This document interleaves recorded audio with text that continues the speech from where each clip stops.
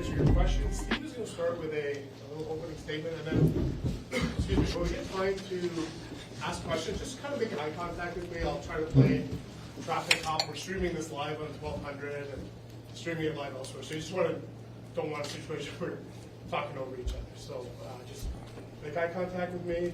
We'll go in order. And no further ado, I'll hand it over to Steve. Thanks, Ian. Well, thanks everybody for coming. I'll just open it up with a few comments and thoughts, but I believe our team took a good step forward this season. I've said it before, but it's just the first step.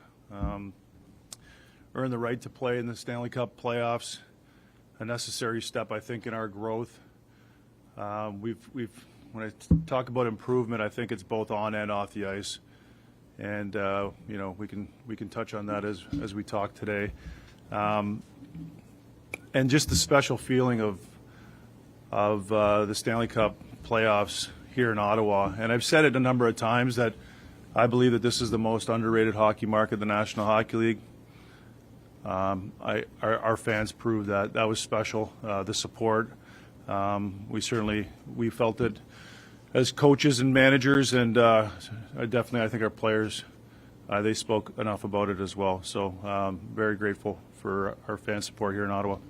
In saying that, Travis and I are here to answer any questions that you may have. All right, who wants to go first?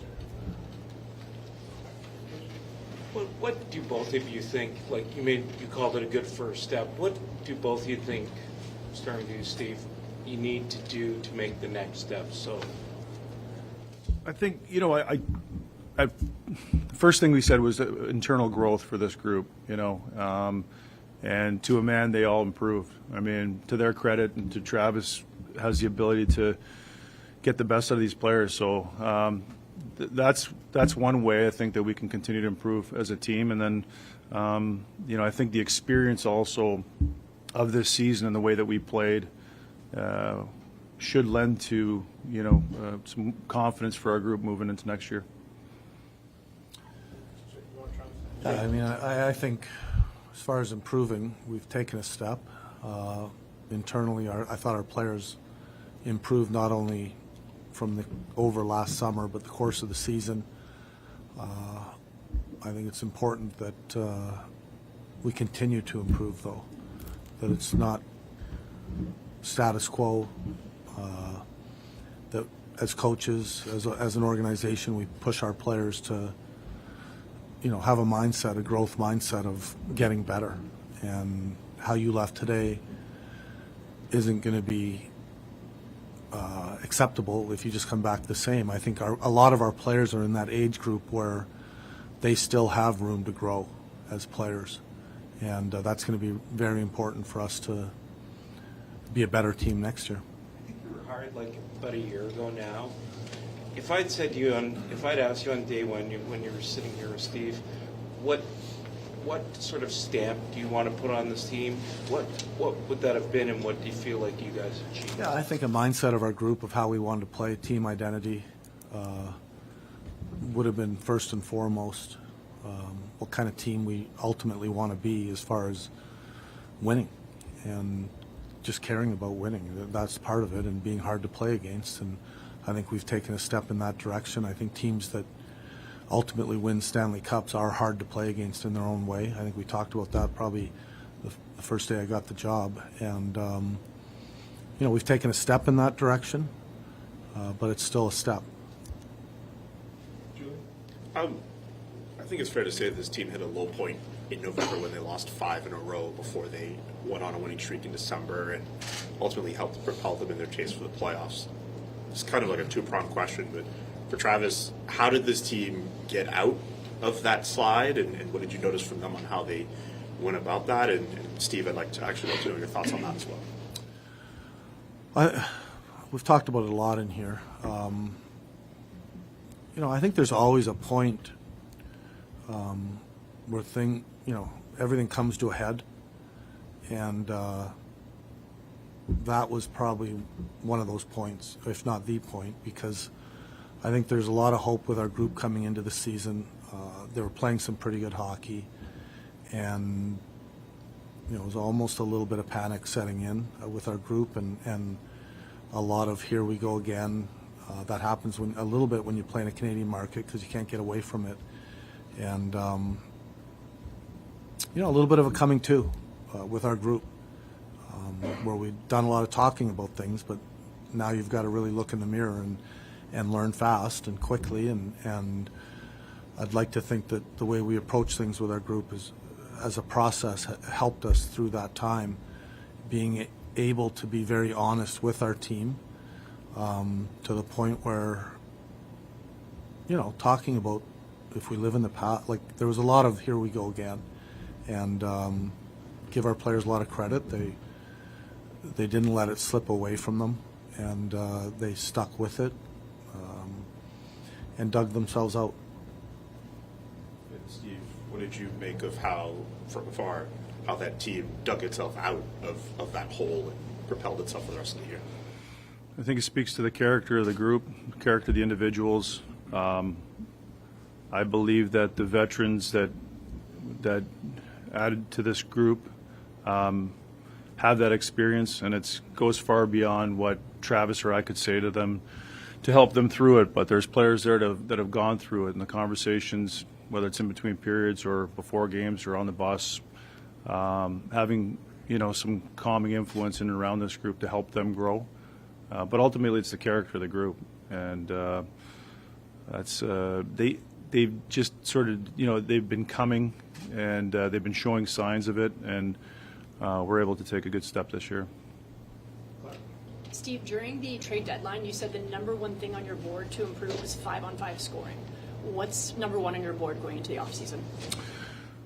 Well, it's a good question. I think that continues to be an area, but I think that's internal as well. And 5-on-5, yeah, I think that you know, I think that there's things, and Travis can touch on it as well. I think that there's going to be some growth in that area. I think, you know, with the group we have returning, there's some areas that I'm going to look at, but as we've talked about before, I mean, the market will sort of dictate on if you can add those types of players or improve in that area. And until you find that opportunity, it has to come from within. So, I mean, you can go look back at my first year as general manager and not being able to accomplish anything at a trade deadline for a number of reasons, and then waiting for the opportunity to do it. So the offseason, again, will be another opportunity for me to see if I can add to this group, but nothing specific at this point.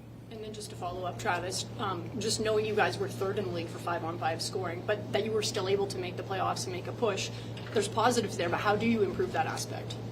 Yeah, that's not the only aspect we're going to look to improve. As coaches, we'll do a deep dive into all parts of our game. And, you know, 5-on-5 scoring will be one of them. But we'll look at every part of our game. It's easier said than done just to score 5-on-5, but I do think it's an area that we can improve in. You know, again, a lot of this is repetitive.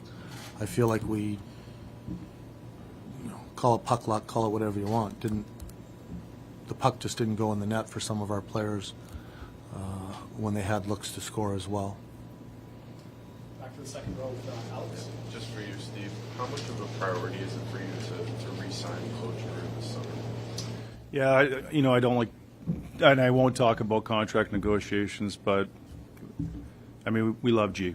We want to have him back, and we touched on it briefly at the exit meetings, and everything's still fresh right now. You know, I think we're, to be honest, like even from talking to Travis, it still stings that we're here, and you know, we had belief in our group, and so everything's really fresh right now. But I will get to speaking to all of our players that are up for contract.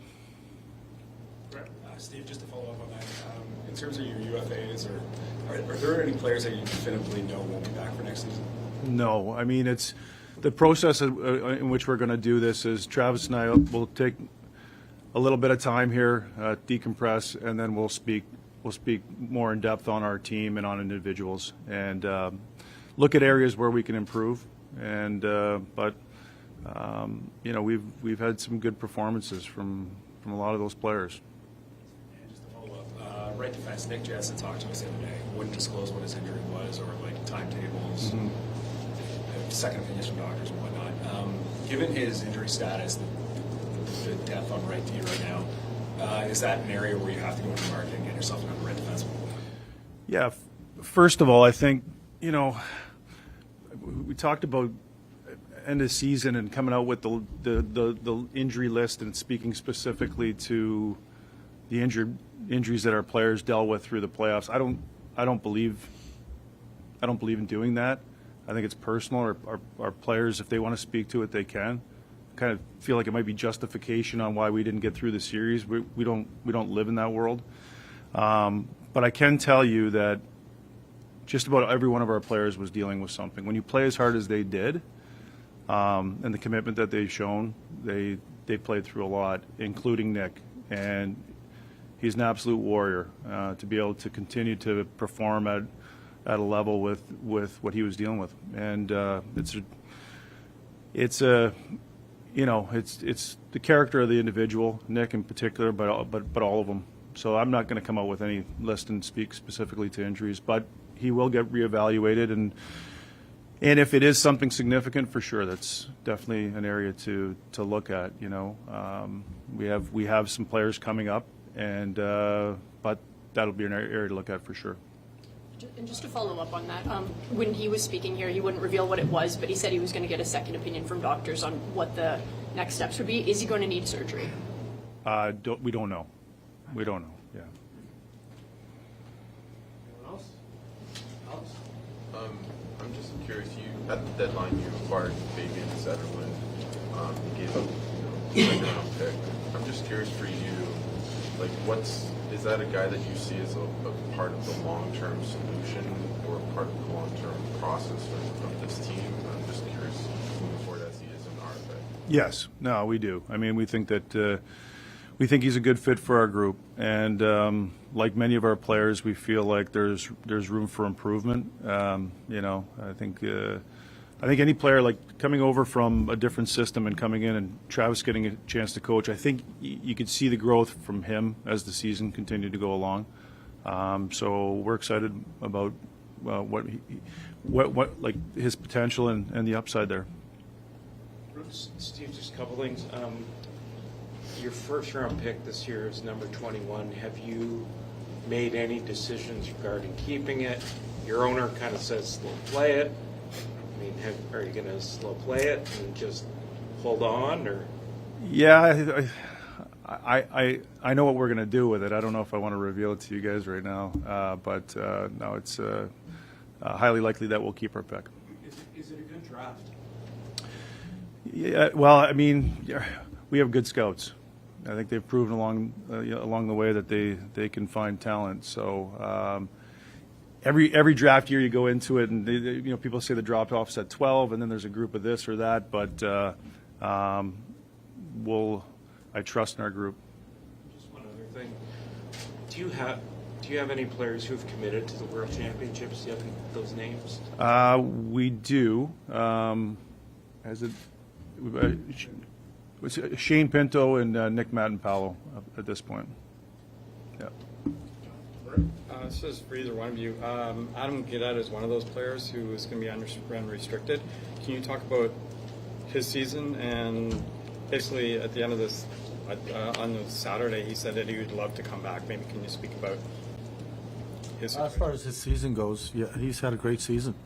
Happy for him. It's not just, he got off to the hot start, scored a lot of goals early, but also showed that he can play in a role that, he hasn't maybe played in the past and be dependable in that role. So he had a good season. I'm happy for Gods. I've known him a while. Anytime a player has a successful season, you have to be happy for him. And as far as the future, that's, from my end, that's something that Steve and I will talk about and see where it goes. Two quick ones from you, both for Steve. What were your impressions of Tyler Kleven's year this year, and how did his full season affect your view of him in the organization for the future going forward? Yeah, I thought Tyler, he came on as the season progressed. the second half of the season in particular. And I can let Travis speak to it, but Travis held him accountable early. I didn't think he got off to a great start through training camp right from the beginning, so I think that's an area of improvement for Tyler. But yeah, he's coming on. He's a good young defenseman, and you know, was making more of an impact as the season went on. Carter Yakimchuk joined the team as a black ace during the playoffs. I'm just curious what next steps could lie for him. I think he turns 20 before the end of the year, so he's AHL eligible. Like, what's next for him? Yeah, that'll be up to him. I think you know, we spoke to him, you know, at our exit meeting with Carter, and he knows how important this summer is for him. And you know, you get opportunity with the Ottawa Senators on merit, and if he's ready to play and pushes us, we'll be open to that. But certainly he's got, like all of our players, need to take this off season. Like, it's improving the roster, talking about how we can improve. Like, it starts now for our players, and so time will tell. But he's you know, he'll let us know. And he can play AHL, just to confirm. Correct. Next season, right? Yes. Thanks. Back row to Preach. Steve, just given the timing of the sale, this was your first full season in the role. Do you anticipate any changes to your hockey operations going into next year? Possibly, yeah. I mean, we're always looking to improve. You know, we'll always look at areas to improve. And as far as taking that next step for the group on the ice, I think it's for us as a staff as well. I think we've taken a step. I think we can get better. I think there's lots of areas of improvement, and if we don't continue to push for that, you know, we're not doing our job. So there's certainly areas throughout the organization that will continue to be addressed. Just a question for you, Travis. Second line defense in the postseason, it seemed at times they're struggling at 5-on-5, just in terms of goals. Sorry, allowed. second line what? The second line, just in terms of goals allowed, like different moments defensively. Second line being like Cousins and Matheson, for example.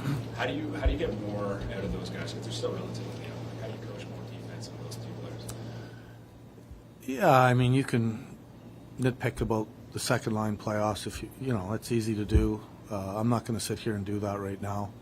I thought our team performed very well in the playoffs. It's one of those series that you look back and, you know, I think at the end of most series, the losing team usually knows that the other team was better a lot of times. And over 7 games, the best team prevails usually. I think this is one of those series, for me personally, in any playoff series that I've coached, that, you know, it stings probably more than others just because it truly felt like it could have gone either way. And as far as Dylan and Drake, 2 really good players. I think Drake took a big step this year in his game. Dylan being a new player that we haven't had long, very exciting as far as his potential, where I see him progressing to, and I think that he's got another level in his game. And again, much like the rest of our players, it starts relatively soon to be better next year. It doesn't start in training camp. Our job as coaches are to make our team better, and you know, being committed in the off season is a huge part of improving at this age for a lot of our players. And I think he's a player that has a lot of room for growth still. But ultimately that comes down to the player, much like when we talked about Clevin. Are they willing to get better? Are they willing to be a committed player in the off season? Do you want to be average? Do you want to be good? Do you want to be great? And in saying that, when I mean great, your max potential. And that's a real inner commitment by a person to be dialed in the off season, leave no stone unturned, and come back the best version you can be. And that's really what we're going to challenge our players to be. Status quo for a lot of them isn't going to be good enough because they can all improve. Most of them can improve still. Just for Steve, Anton Forsberg's a free agent this summer. Levy Merrillainen was really good in Belleville, and then he's just did with the Senators this year. How comfortable are you with Merrillainen potentially being the backup next season, and do you plan to add or even resign Forsberg in the offseason? Anton Forsberg's a great pro and a great teammate, and we'll look at our goaltending depth. You're right, Levy's come up and played well, but certainly it's when you have a player like Anton, the commitment, and in being in that role as the backup, and one of the hardest working guys on our team and committed. So we'll take a long look at it and see what the possibilities are. What do you feel Merrillainen is to becoming a full-time NHL? I think he took a big step this year. Really, I mean, he gave us some good games, and I think what impressed us most was the moment wasn't too big for him for a young goaltender. I think his calm demeanor, I think, helped our group. And it's impressive for a young player to be able to do that. Just to follow up also on the goaltending, when you signed Linus Ullmark, obviously Vezina caliber goaltender, was he what you expected this season? Yes. Yeah. I mean, goaltenders they're not perfect. You go through stretches, but Linus Ullmark at his best is a top goaltender in the league, and he gave us a chance. And even the playoffs, so you could look at this playoff series and you can talk about the goals, but how they went in. I felt like we were a little unfortunate, but he gives us the presence in that we want, and I think it gives our team confidence, and we expect him to continue to grow as a goaltender as well. I think that he's driven to improve as well. And then another note on your lines. Throughout the season, there were various right wingers used with Stützle and Tkachuk. Do you think that right winger for that top line exists in this organization? Are you going out and looking for a good fit for that line right now? I think we have a lot internally here for that. But we'll look at it for sure. Do we want? Is that an area of everybody's looking for a top six scorer? And we'll continue to look to see what we have. But I think internally and the work that Travis has done and the group continues to improve, and the individuals are continuing to improve as well with the honest accountability that him and his staff bring to the table every day. Maybe it's a bit of a follow-on Claire's question. So to that, how high on your list of priorities would you say seeking a scoring option outside of the organization is? We'll look at all areas. We really will. Again, I think that there's enough room for growth internally that it would have to make total sense. Someone else reworded and asked the same thing here. Making a hat trick. Anything else? We got to ask. Yeah, I hear you. Anything else? Yeah, is that it? I'll have another one. Travis Hamonic was up here. He's also got a contract up. He's kind of an optional. Where do you see his future being? These are all the discussions that Travis and I will be having. Travis Green and I will be having about our players. We want to go through the process honestly, and I think we'll have some decisions to make. But we'll get started on that once we get a couple more days to decompress. Scouting meetings. They are in 2 weeks. Yeah. Last season, you added a couple guys like Perron, Amadio, Cousins in free agency. You have a bit of cap space. I think it's $18 million. How important is free agency as a vehicle for you to acquire talent this offseason? Again, I hate going back to it, but depending on really what the market is, it's going to have to make sense. It'll be good to have some cap space. That flexibility is important. How we use it, we'll figure that out. I mean, going into the deadline this year with not a lot of cap space made it more challenging, and so. But we'll take a look at the free agents, see how they fit into our group, and if it makes sense, we'll look to do it. Travis, we talked about your PK and structure all season long. Is there any consideration, at what point in the offseason you review your special teams and then say, maybe we'll change the structure next season? Yeah, we'll we're going to do a deep dive, and like I said earlier, into all parts of our game. Our penalty kill being one of them, our power play as well. I'm looking to improve all parts of our game. Our 5-on-5 scoring, but it's not like we're just going to sit here and not look at the defensive side of our game either. I think penalty killing is, I think we finished, 18th, 19th. It's an area that we want to improve in. Our power play was 11th or something like that. Again, we want to improve it. And we'll do it like we challenge our coaches to look at everything. We challenge ourselves to be better internally as a staff. And it's not like we just turn the computer off and come back in training camp and start again. We'll take a couple weeks off, do a deep dive into all parts of our game, where we can be better and how we can be better. Follow up on the PK. Tyler Clevin, we talked about roles expanding possibly for certain players. Is he a guy who could have a large role in that PK next year? Potential, and that again, that the onus goes on to the player. Tyler Clevin showed, kind of two sides. I didn't think that he put the work in to come in to camp, to have the best camp that he could last year. You hope that he's learned from it. He progressed as the season went on, and now it's up to him to take what he's learned and apply it. So he comes into camp as a better player than he was last year.